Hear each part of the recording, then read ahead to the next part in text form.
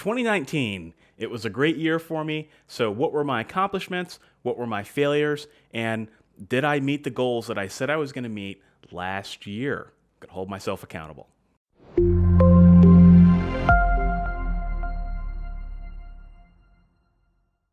What's up, guys? This is Michael Laron with Author Level Up, helping you write world-class stories better and faster. And I create these videos because I believe that each of you has Stephen King level talent, and you just need help unlocking it. So if you're new here, consider subscribing and click that little bell, ding, ding, ding, to get notifications every single time I have a new writing video. And if you've been on this channel for about a year, you will remember right about this time last year, I did a video called 2019 Goals. So I'll link to it up in the YouTube card above my head or in the video description if you want to watch it.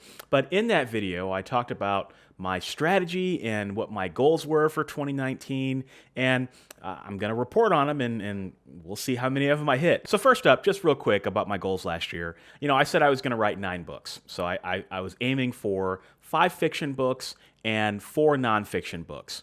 I didn't hit that goal. All right, so I wrote about 6.5, 7 books this year.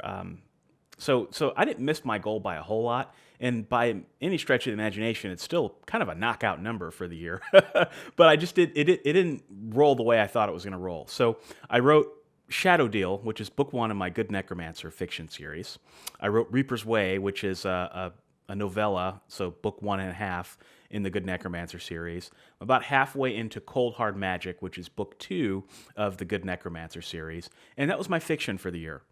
Nonfiction-wise, I wrote the Indie Writers Encyclopedia, and I wrote Mental Models for Writers. I did the Writing Craft Playbook, which is a lead-in to my mailing list, and then I also wrote the Ask Ally book. I wrote a book for the Alliance of Independent Authors. That's going to launch in 2020, and then in a moment of weakness, I wrote another book that I'm not going to publish. So I wrote a word search book. It was a puzzle book. And I thought it would be kind of cool. It was really just to stretch my imagination. I thought maybe I would publish it, but under a different name. But I didn't end up publishing it. It took me about a week or so to write. It was like 120 word search puzzles, but I'm not going to end up doing it. If you guys are interested in it, maybe I'll do it, but I'm not probably going to do it. So if my math is right, I think that's like 6.5 books. Not a bad way to end the year. I also said I would attend 2 writers' conferences. Just due to personal circumstances, that wasn't able to happen, but I did attend about 3 different writing summits this year. They were all online. So, you know, I tried to hit that goal, but just a little bit in a different way. I had another goal of revamping the way I track my income and royalties. I put that on hold just due to the fact that I have a computer that sucks right now.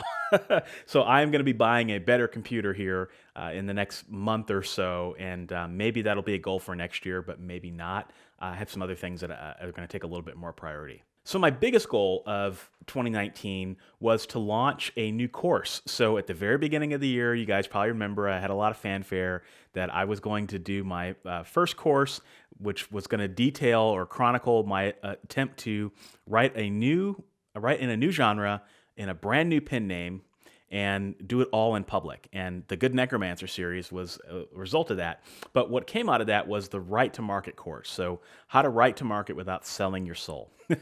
And the course did great. It was really an experiment for me to see if I could create a high value, high quality course. And you guys responded to it really well. And so, yeah, I have a course under my belt, authorlevelup.com/write to market. Overall, I learned some things. The Good Necromancer series wasn't as successful as I wanted it to be, but the process in and of itself taught me a lot of things, and it led to the creation of the Urban Fantasy Book Database, which I'll drop a link to that as well, which it is a brand new way to think about the urban fantasy genre. It's a really cool way for urban fantasy readers to find pretty much any book in the genre by the type of character. So if you want to read all the vampire books out there, you can go to this database and you can select vampire, and it will return all the vampire books. If you want to read werewolf books, or if you want to read YA with mermaids.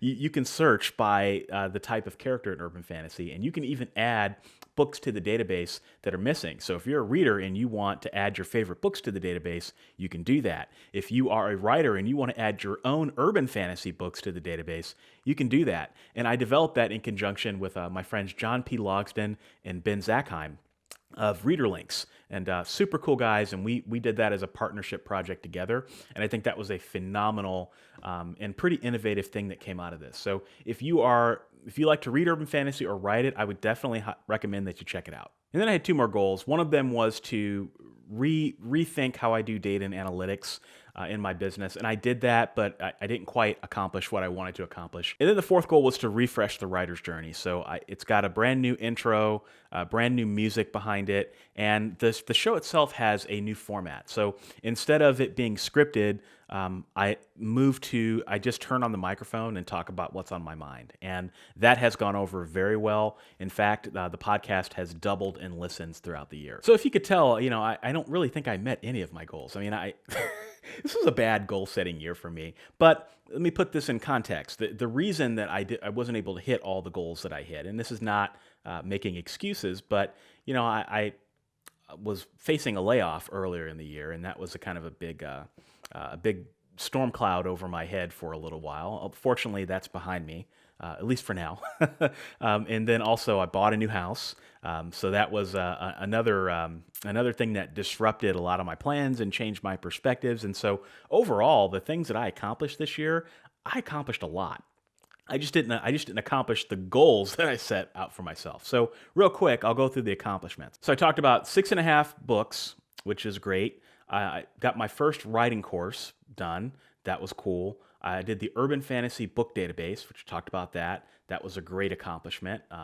Something I didn't think that I would be able to do. So I was glad to have some partnership on that. And then also, my new studio. So it took me about a month to kind of get this all set up, and but the videos I think are better now. They're a little bit more engaging. I've got a little bit better background behind me, and I'm very proud of that. I launched a new podcast, which is Writing Tip of the Day, which is Monday through Friday. And it gives you one writing tip in 2 to 3 minutes per day. So if you haven't heard of that, authorlevelup.com/writing tip of the day.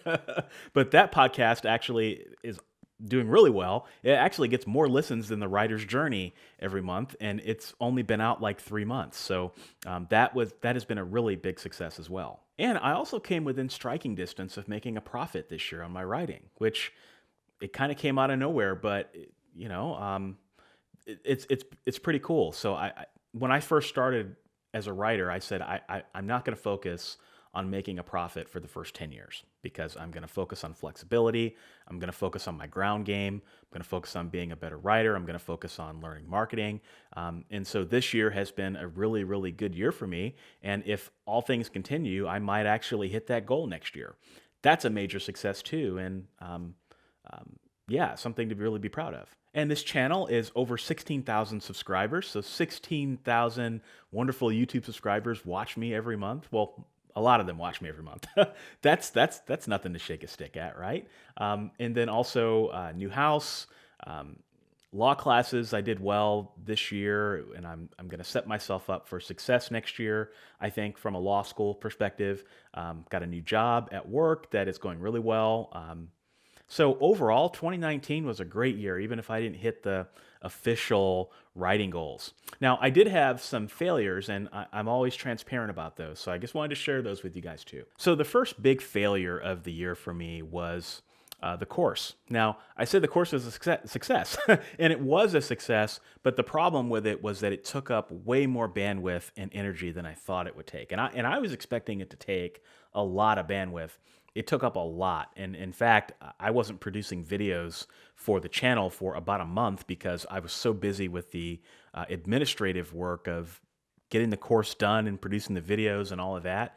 And so I didn't like the fact that that ate up my entire focus for about 2 months. The second failure was that when I bought my house, I didn't do a good enough job of batching content before I started moving. And I had to take my YouTube channel offline for about a month and a half, 2 months or so. So combine that with the course, combine that with moving, and I really didn't have a presence on Author Level Up for about the second quarter of this year. And I wasn't really happy with that. Now, there's a silver lining, right? I mean, it had to be done. I came back, I didn't go away forever, and I have better videos to show for it, but I really didn't like the fact that I was offline longer than I wanted to be. Now, I wouldn't necessarily call this next one a failure, but it definitely was something that didn't do very well this year, and that was my Good Necromancer series. And I think the reason for that was because I only had one book out, right? So I've got a new pen name. It's only one book out, and I'm in the process of expanding the series. So I'm hoping that it will do better once there are more books out. But, you know, it's the common advice, right? You only got one book out, you're probably not going to sell a whole lot of copies. That is definitely true for me. And lastly, you know, another failure for this year for me was that I really didn't lean into Amazon ads as hard as I thought I would. I kept saying I was going to do it, kept saying I was going to do it, kept kicking the can down the road, and all the efforts that I made were kind of half-hearted. So I really need to get better about that. And so one of the things I'm going to talk about in my next video are my 2020 goals, but not just my 2020 goals, but also my 2020 strategy. When 2020 hits, I will have been a writer for over 5 years. So over 5 years, half a decade doing this business. And it's been great. But what got me here today, the strategy that I've been following, is not going to get me where I need to go in the next 5 years, in the next 10 years. So as part of my goals for next year, one of the things that I did was I revamped my entire writing strategy, the entire way that I see the world, and my positioning and all that good stuff. So I'm going to put my business hat on in the next video. But what I want to know is, what are some of the accomplishments that you've made this year? What are some of the things that you're proud of? So in the comments, I want you to sound off, and I want you to tell me two things. First thing I want you to tell me is your biggest accomplishment for the year. And then the second thing I want you to tell me is your biggest failure of the year, right? Because that's how we learn and that's how we grow. Let's all learn from each other, and I'm looking forward to hearing from you. So with that, I'll talk to you guys in the next video, and have a great weekend.